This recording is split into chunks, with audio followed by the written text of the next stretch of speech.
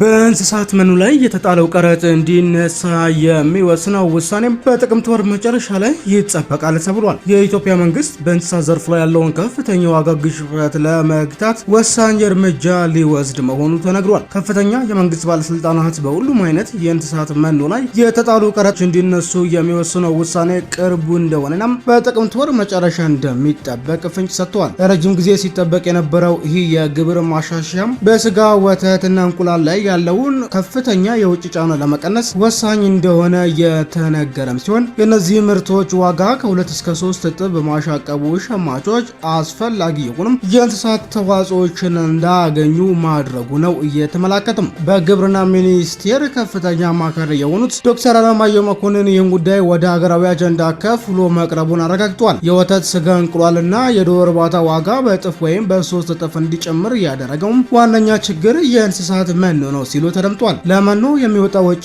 ለዘርፉ ባለሀብቶችና ማህበራት ከጠቅላላ አሰራር ወጪም ከ70 እስከ 75 በመቶ የሚሸፍን በመሆኑም ይህ ጫና አሁን ባለው የገቢ መኖ ግብአቶች ላይ በሚጣሉ ግብሮችና ቀረጦች ተባብሷል። በመሆኑም መኖ ከቀረጥ ነፃ እንዲሆን የቀረበው ሀሳብ በካቢኔ ደረጃ እንደሚታይ ይጠበቃል ሲሉ ዶክተር አለማየሁ አክለዋል። የተከበራችሁ የካፒታል የዩቲዩብ ቻናል ተከታታይ ቤተሰቦቻችን በሳምንታዊ ጋዜጣችን የወጡና የመረጥናቸውን መረጃዎቻችን የሰማችሁትን ይመስል ነበር። ሙሉ የጋዜጣችን ዘገባዎች በድረገጻችን ያገኙታል። በሌላ መረጃ ዳግም እስክንገናኝ በያላችሁበት ደህና ቆዩ።